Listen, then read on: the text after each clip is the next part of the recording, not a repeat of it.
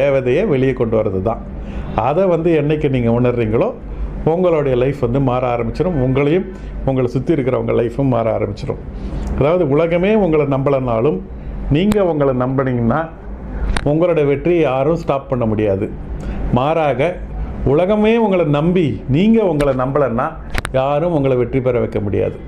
அதாவது அதாவது you are the creator of your own destiny.